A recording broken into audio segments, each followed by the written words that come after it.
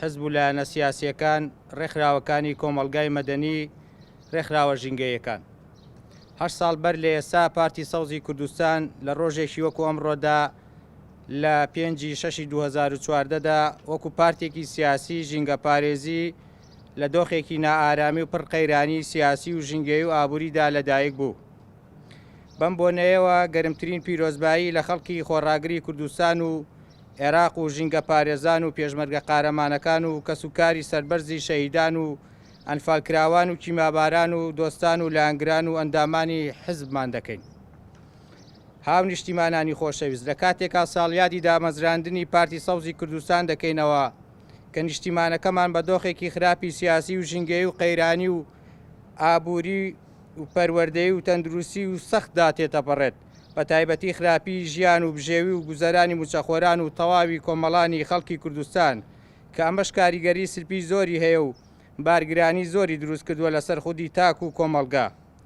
هەروەها پارتی سەوزی کوردستان پشتگیری تەواوی مافی موچەخۆران و دەربڕینی ڕای ئازادانەی شەقامی کوردی دەکات. بەڕێزان، پارتی سەوزی کوردستان هەر لە سەرەتای دروستبوونیەوە تاکو ئێستا بەردەوام و بەردەوامیش دەبێت لەسەر بە ئەنجام گەیاندنی چالاکیە ژینگەیەکان و بە سەدان کار و چالاکی جۆراوجۆری ژینگەی بە ئەنجام گەیاندووە کە کاریگەری پۆزەتیفی هەبووە و لەسەر باشکردن و پاراستن و گەڕانەوەی سروشت و ژینگەی کوردستان وە چەندین سکاڵای یاسایی لە دادگاکانی کوردستان هەیە لە دژی ئەو پێشەلکاریانەی کە دەرحەق بە سروشت و ژینگەکەمان کراوە. هەر لەم سۆنگەیەوە پارتی سەوزی کوردستان بەڵێن دووپا دەکاتەوە کە چاودێر و پارێزەرێکی ورد بێت لەسەر پاراستن و سروشت و ژینگەی کوردستان.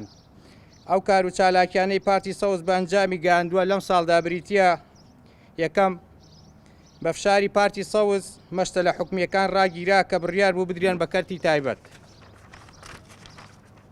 دوو، بە ئەنجام گەیاندنی سکاڵە لە دادگای باڵای عێراق و لە نەتەوە یەکگرتوەکان لە دژی ڕژێمی تورکیا کە زۆر درڕندانە و نامرۆڤانە بە پلانێکی داڕێژا و توانی نزیکەی 3 ملیۆن دار لە دەڤەری بادینان و پارێزگای دهۆکی خۆشەویست لەناو ببات. سێ، سەوزکردنی چەندین باخچەی قوتابخانە و خوێندنگا و هەروەها هەڵمەتی هۆشیاری ژینگەی لە ناوەندەکانی خوێندن و خوێندنگاکان. چوار، بە ئەنجامگەیاندنی 6 کۆنگرێ ڕۆژنامەوانی لەسەر پرسەکانی ژینگە و هەروەها ڕاگرتن و داخستنی کارگەیەکی بەرد لە گوندی هەنگەژاڵی سەر بە قەزای پێنجوێن.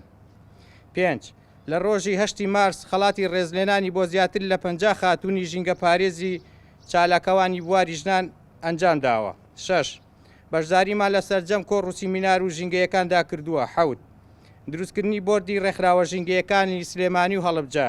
8، لە ڕۆژی 16 چوار ڕۆژی ژینگەی کوردستان ئەنجامدانی گەورەترین فیستیڤاڵی ژینگەی و ئازادکردنی زیاتر لە 1500 باڵندەی جۆراوجۆر و خەڵاتی ڕێزلێنانی 130 کەسایەتی ژینگە پارێز و ڕێکخراوە ژینگەیەکان و حزبەکان لە هەر چوار پارچەی کوردستان.